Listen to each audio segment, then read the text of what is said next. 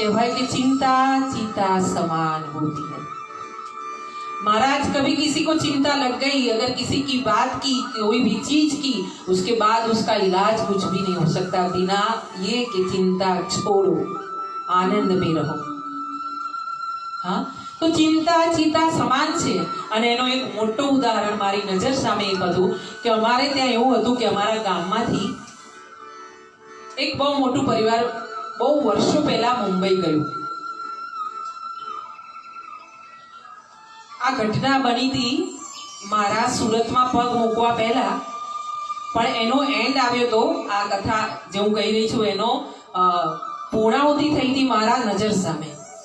તો બન્યું તો એવું કે એક સાધન સંપન્ન પરિવાર હતો, એ મુંબઈ ગયો હતો અને ત્યાં મુંબઈ સેટ થયું હતું એ પરિવાર। અને પરિવાર મોટો હતો ને ગામડાના લોકોને એક નિયમ હોય છે કે તેમને કામવાળા હોય છે, તો ત્યાં મુંબઈમાં પણ એ કામવાળાની વ્યવસ્થા ના થઈ એટલે અહીંયાથી અમારા ગામડેથી એમનો કાયમનો ખેતરનો એક મજૂર હતો, એને લઈને કે એને એકદમ ગાઢ પરિવાર જેવો સંબંધ હતો એટલે એને અહીંથી ગામડેથી લીધો। અમારું ગામનું નામ છે અહીંયા સુરતમાં ટિમ્બરવાથી ઉપાડ્યો અને એને લઈને પોતાના બોમ્બે એટલે મુંબઈ પોતાના ઘરે એને રાખ્યો।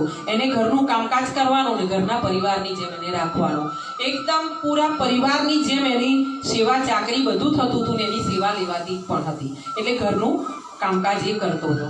થોડો વખત થયો એટલે